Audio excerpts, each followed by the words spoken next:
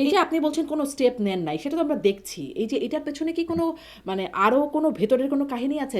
এরকম কি কোনো ব্যাপার আছে তারা ব্ল্যাকমেইলড হচ্ছেন? কারণ অনেকের নাকি তাদের কাছে নাকি অনেক ভিডিও থাকে, ফুটেজ থাকে, অনেক নাকি না, ক্ষমতা না, না, থাকে। এরকম এরকম কোনো কিছু নাই।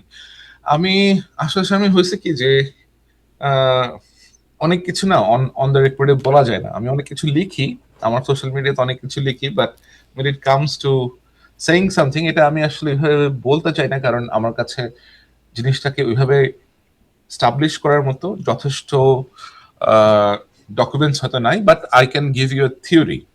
আমি যেমন লিখি, লিখলে তো ধরেন আপনি এখানে আই অফকোর্স মেনশন দ্যাট আমি এটা জেনেছি, অথবা আমার কাছে যেটা ইয়ে করা হয়েছে আমি তো আর স্টাবলিশ করতে পারি না। সো আমি আপনাকে স্টাবলিশ করতে পারছি না, বাট আমি আপনাকে একটা হাইপোথিসিসের হুম, মতো করে বলছি।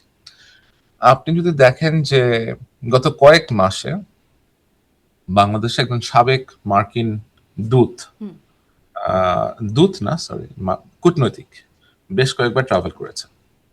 একই ব্যক্তি সমসাময়িক সময়ে পাকিস্তানও ট্রাভেল করেছে, এবং এই ব্যক্তির সাথে আমরা বিশেষ একটি রাজনৈতিক দলের বেশ কিছু ব্যক্তির ঘনিষ্ঠতা দেখতে পেয়েছি। বেশ কিছু ছবিও এসেছে, এবং ওই যে বললাম যে কিছু লোকজন আছেন যারা একটু এরকম এগুলা প্যাডেল করেন, হেট প্যাডেল করেন, তাদেরও একজনের ছবি আছে। সবারই একসাথে একটা ছবি আছে। এবং এই ব্যক্তির যদি আপনি সোশ্যাল মিডিয়া অ্যাকাউন্টে দেখেন, অ্যাক্টিভিটিস যদি আপনি দেখেন, আপনি দেখবেন যে সে সবসময় অন্তর্বর্তীকালীন সরকারের আহ, পক্ষ নিয়ে ক্রমাগত বিভিন্ন গোষ্ঠীর সাথে ডিফেন্ড করার চেষ্টা করছে, as if he is the PR manager for the interim government. But that is not his job. Like he is a foreigner, সে বাংলাদেশ নিয়ে তার আগ্রহ আছে, ঠিক আছে, ভালো, কিন্তু আমাদের ইন্টারনাল যে ব্যাপারগুলো আছে, পলিসিগত যে ব্যাপারগুলো আছে, এখানে একটা বিদেশি লোক এসে ইন্টারফেয়ার করবে। যে একসময় একটা মার্কিন মার্কিন দূত ছিল। এখন বর্তমান আপনাকে আমি পরিস্থিতি। যেটা বলছিলাম, হ্যাঁ, জি। আপনি যদি দেখেন যে আমি তার নাম বলছি না, আপনার সোশ্যাল মিডিয়াতে গেলে you will find his name. Okay. তো ওই যে মার্কিন কূটনৈতিক, তার সাথে আপনি দেখবেন যে বর্তমান সরকারের ভেতরে আছেন এমন অন্তত দুইজন লোকের খুব ভালো ঘনিষ্ঠতা আছে। হুম, একজন আমাদের সংবিধান লেখার সাথে যুক্ত ছিলেন, হুম। এবং বর্তমানে বিশেষ সহকারী হিসেবে আছেন প্রধান উপদেষ্টার। প্রফেসর আলী রিয়াজ। হুম, এবং আরেকজন হচ্ছেন মিস্টার খলিল, হুম। আমাদের যিনি প্রধান নিরাপত্তা, লাইক নিরাপত্তা চিফ, উপদেষ্টা। হ্যাঁ, নিরাপত্তা উপদেষ্টা, সরি। তো এগুলা কিন্তু আসলে মেলানো যায়, অনেক ডট মেলানো যায়, এবং এদের সাথে আরেকজনও আছেন প্রধান উপদেষ্টার বিশেষ সহকারী। উনিও এদের সাথে একসময় আপনার মার্কিন যুক্তরাষ্ট্রে ছিলেন, একই সাথে তারা কাজকর্ম করেছেন একই সাথে অনেক রকমের। তো এখানে অনেকগুলো ফ্যাক্টর আছে, আপনি যদি এগুলো দেখেন, একটু একটু অ্যানালাইসিস করলে বুঝতে পারবেন অনেক কিছু।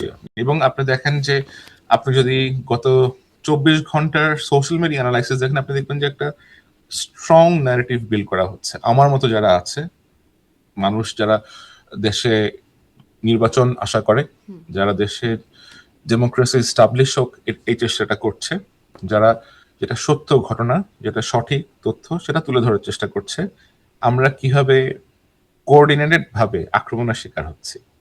কিন্তু মজার কথা হচ্ছে, যারা এগুলা করছে আমরা এদেরকে চিনি, জানি, বুঝতে পারি যে এটা একটা, এটা কেন করার চেষ্টা করা হচ্ছে, কি কারণে করছে, এবং তারা যে সফল হবে না এটা সম্ভবত তারা তারা বুঝতে পারছে না। কিন্তু যারা আছেন বিভিন্ন রাজনৈতিক শক্তি অথবা বিভিন্ন নিরাপত্তা সংস্থা, সবাই বুঝতে পারছে যে এরা হয়তো সফল হবে না, কিন্তু এই প্রসেসের মাধ্যমে তারা যে ক্ষতিটা করছে রাষ্ট্রের, এবং বিভিন্ন আন্তর্জাতিক সংস্থা, বিভিন্ন দেশের সাথে যে সম্পর্কের তার একটা আহ, ক্ষতি করছে, এটা আশা করি তারা একটা সময় ঠিকই বুঝতে পারবে। এবং যে ব্যক্তিগুলো তাদের সাথে ইনভলভ আছে, আপনি তো মুখোশ বেশি দিন পরে থাকতে পারবেন না। আপনার যে মুখোশ, এটা কিন্তু খুলে যাবে। আপনি কেন কি করছেন, কি উদ্দেশ্যে কি করছেন, এটা আপনি বেশি দিন রাখতে পারবেন না। হ্যাঁ, রাখতে পারবেন কিছুক্ষণ, যতক্ষণ পর্যন্ত আপনি এটাকে ধরে রাখতে পারেন, কিন্তু একটা সময় কিন্তু এটা খসে পড়বে। হুম। এই মুখোশ খসে পড়লে কিন্তু then you will lose it all. আপনার আমও যাবে, তখন ছালাও যাবে, এরকম একটা অবস্থা হবে। জি।